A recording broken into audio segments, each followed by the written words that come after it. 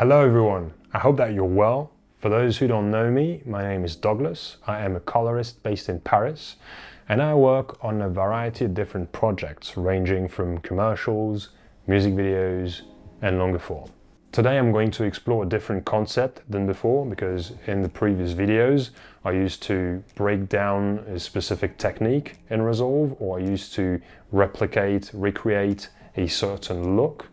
But today I'm going to talk about what I feel it takes to become a good colorist, because there's a lot of content out there on the internet talking about different techniques, how to emulate film, how to balance an image, how to do a magic mask, there's a lot of different videos about all that. But I feel like it's also important to talk about the mindset of this job and how to become better and actually good at it. And I'm going to try and give you my take on that. I believe the most important point in order to become good at it is to be passionate about it, because you need to put in a lot of hours in order to learn new techniques, just learn the basics, try your hand at different kinds of footage. You need to learn a lot and to experience a lot in order to get a feel for what it is to color grade.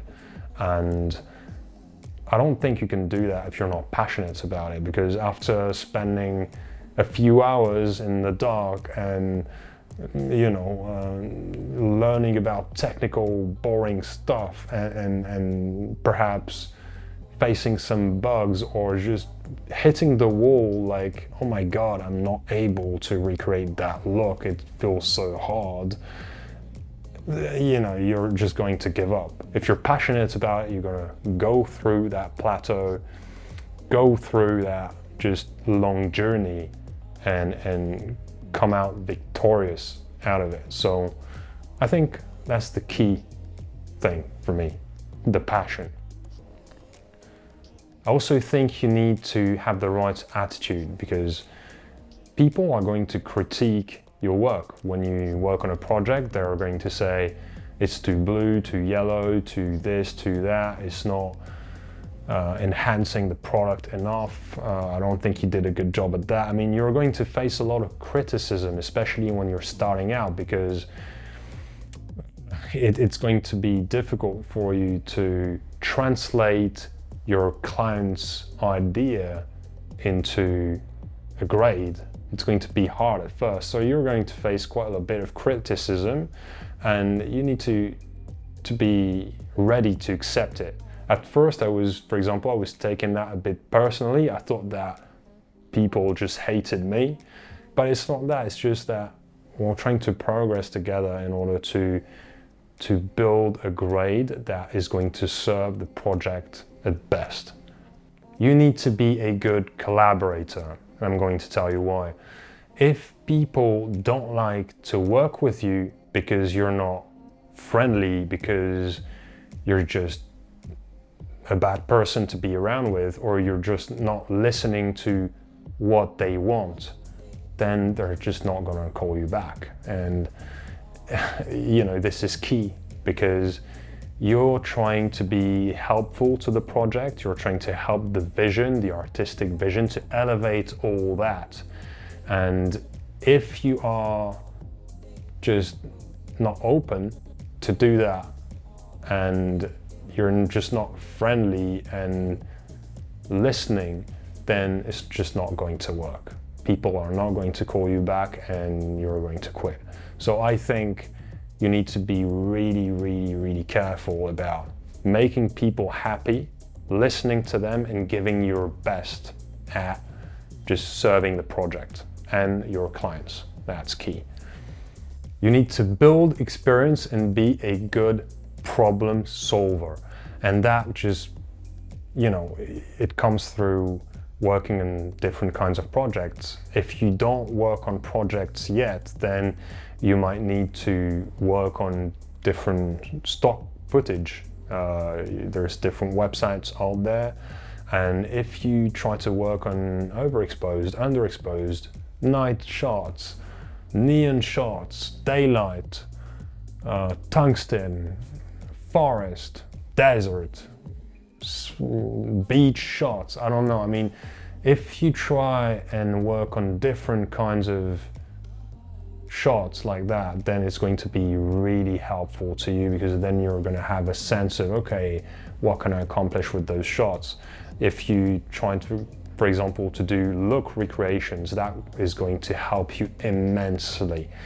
You have to also try and work from different camera sources. You need to work with Sony cameras, Red, GoPros, 709, Arri, whatever, even some random cameras like Kinefinity, Mavo, whatever. There's Fuji, Canon, I don't know. I mean, the more experience you got, then the less surprised you're going to be when you face those scenarios. So if you don't work on a lot of projects yet, or if you haven't really started out, then try and just get your hands in there, get your hands dirty, and just do your best in order to build that experience. Just start somewhere.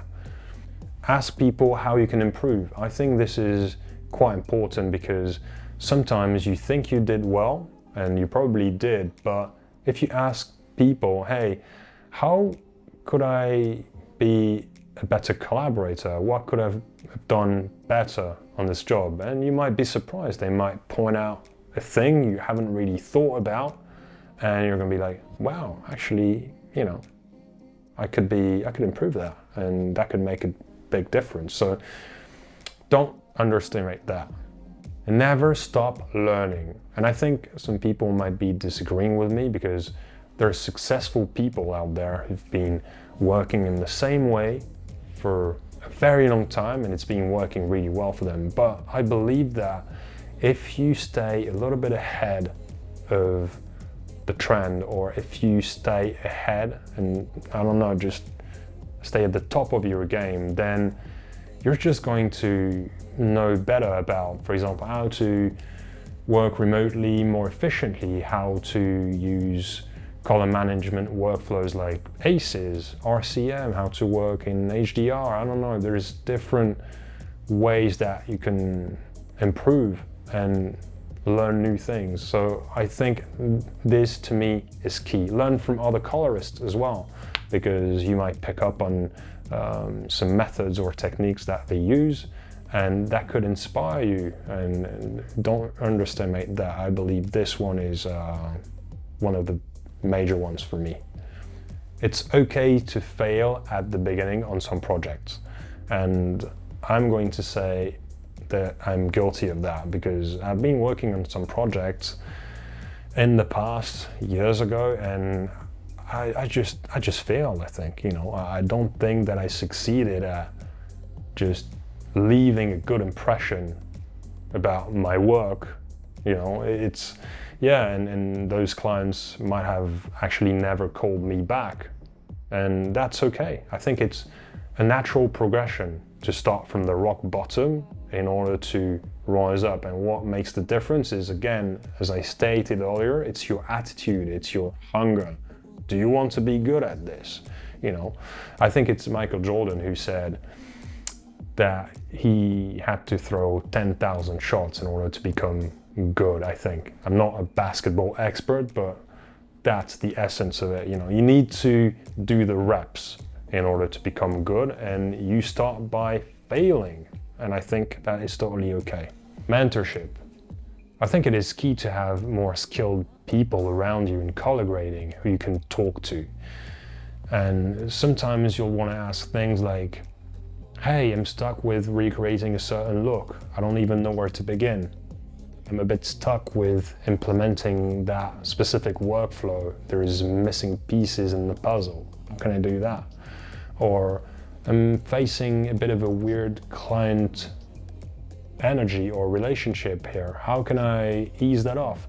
There's a million questions that you'll want to ask, and when you have those people around you, it'll be much faster and much more easier for you. I've been very lucky to have people like Cullen Kelly is a longtime friend and a mentor to guide me through that journey. You can go check out his work. I assume you know him already. He has a YouTube channel and has very good educational content, so go check him out. People like Nick Watson as well. He's a very skilled retoucher and colorist based in London. I'll leave a link down in the description as well to his work. Say hi to those people from me, say hi from Doug, tell them that I sent you, and I think it's going to make them smile. Investment.